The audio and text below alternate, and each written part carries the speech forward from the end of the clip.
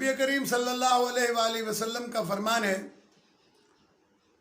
کہ اربعون یمتن القلب، 4 چیزیں ایسی ہیں کہ جو دل کو مردہ کر دیتی ہیں۔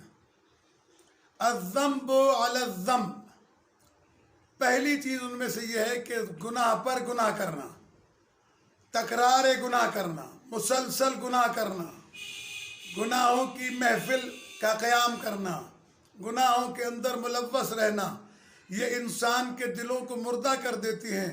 پھر نہ قرآن مجید کی آیت ان پر اثر انداز ہوتی ہے، نہ احادیث پیغمبر صلی اللہ علیہ وآلہ وسلم ان پر اثر انداز ہوتی ہے، نہ ہی ان کے اوپر فرامین معصومین اثر انداز ہوتے ہیں۔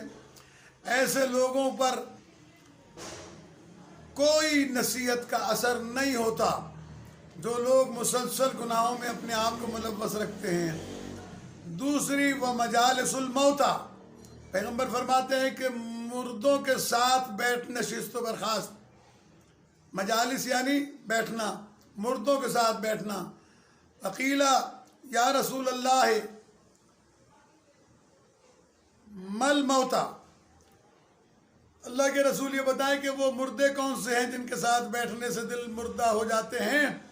تو سرکار ختم مرتبت نے ارشاد فرمایا قال غنی مترف، یہ وہ مالدار لوگ کہ جو سرکش ہوں، یعنی مال مل جانے پر کوئی گناہ ایسا نہ ہو جسے چھوڑیں اور کوئی نیکی ایسی نہ ہو جسے انجام دیں۔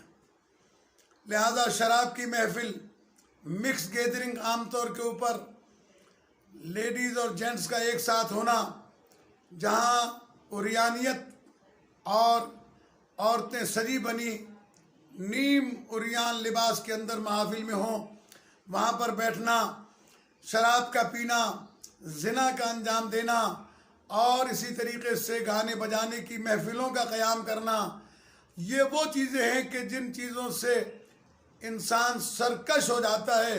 معصوم فرماتے ہیں کہ ایسے مالداروں کے ساتھ جو ان تمام گناہوں میں ملوث ہوں، اٹھنا بیٹھنا انسان کے دل کو مردہ کر دیتا ہے اور اس کے اوپر کسی قسم کی نصیحت کا اثر نہیں ہوتا۔ لہذا اللہ تبارک و تعالیٰ سے دعا کرنی چاہیے کہ معبود ہمیں ان تمام برائیوں سے اور تمام گناہوں سے محفوظ رہنے کی توفیق عنایت فرما۔ والسلام علیکم ورحمۃ اللہ وبرکاتہ۔